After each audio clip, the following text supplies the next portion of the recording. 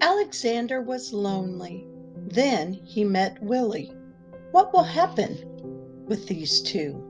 Let's find out when we read Alexander and the Wind-Up Mouse by Leo Lionni.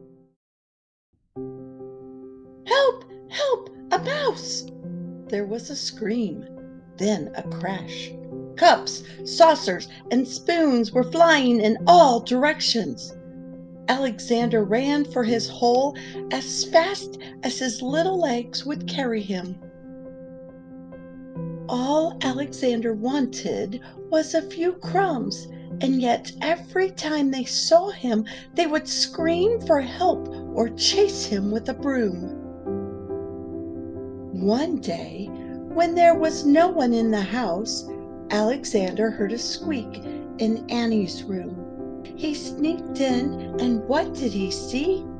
Another mouse. But not an ordinary mouse like himself. Instead of legs, it had two little wheels, and on its back there was a key. "Who are you?" asked Alexander. "I am Willy the Wind-Up Mouse, Annie's favorite toy. They wind me to make me run around in circles. They cuddle me, and at night I sleep on a soft white pillow between the doll and a woolly teddy bear. Everyone loves me." "They don't care for me very much," Alexander said sadly.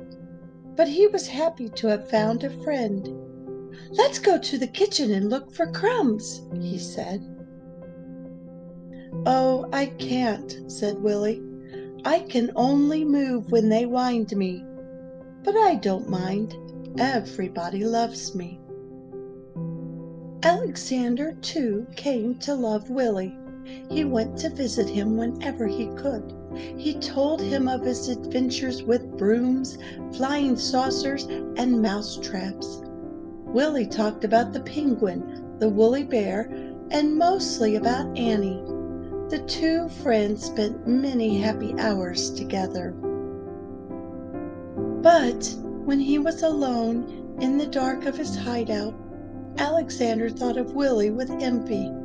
"Ah," he sighed, "why can't I be a wind-up mouse like Willy and be cuddled and loved?" One day Willy told a strange story. "I've heard," he whispered mysteriously, "that in the garden at the end of the pebble path, close to the blackberry bush, there lives a magic lizard who can change one animal into another." "Do you mean," said Alexander, "that he could change me into a wind-up mouse like you?" That very afternoon, Alexander went into the garden and ran to the end of the path. "Lizard, lizard," he whispered, and suddenly there stood before him, full of the colors of flowers and butterflies, a large lizard.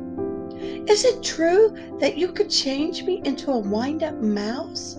asked Alexander in a quivering voice. "When the moon is round," said the lizard, "bring me a purple pebble." For days and days Alexander searched the garden for a purple pebble. In vain. He found yellow pebbles and blue pebbles and green pebbles, but not one tiny purple pebble. At last, tired and hungry, he returned to the house. In a corner of the pantry he saw a box full of old toys, and there, between blocks and broken dolls, was Willy. "What happened?" said Alexander, surprised. Willy told him a sad story. It had been Annie's birthday. There had been a party, and everyone had brought a gift. The next day, Willy sighed, "Many of the old toys were dumped in this box. We will all be thrown away." Alexander was almost in tears. Poor Willy, he thought. But then, suddenly, something caught his eye.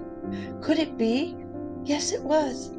It was a little purple pebble. All excited, he ran to the garden, the precious pebble tight in his arms. There was a full moon. Out of breath, Alexander stopped near the blackberry bush. "Lizard, lizard, in the bush!" he called quickly. The leaves rustled, and there stood the lizard. "The moon is round, the pebble found," said the lizard. "Who or what do you wish to be?" "I want to be—" Alexander stopped. Then suddenly he said, "Lizard, lizard, could you change Willy into a mouse like me?" The lizard blinked. There was a blinding light, and then all was quiet. The purple pebble was gone.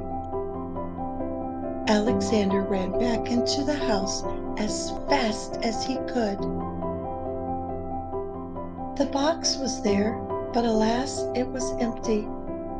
Too late, he thought, and with a heavy heart he went to his hole in the baseboard. Something squeaked. Cautiously, Alexander moved closer to the hole. There was a mouse inside. "Who are you?" said Alexander, a little frightened. "My name is Willy," said the mouse. "Willy!" cried Alexander. The lizard did it!" He hugged Willy, and then they ran to the garden path, and there they danced until dawn. Alexander was lonely. Then he met Willy.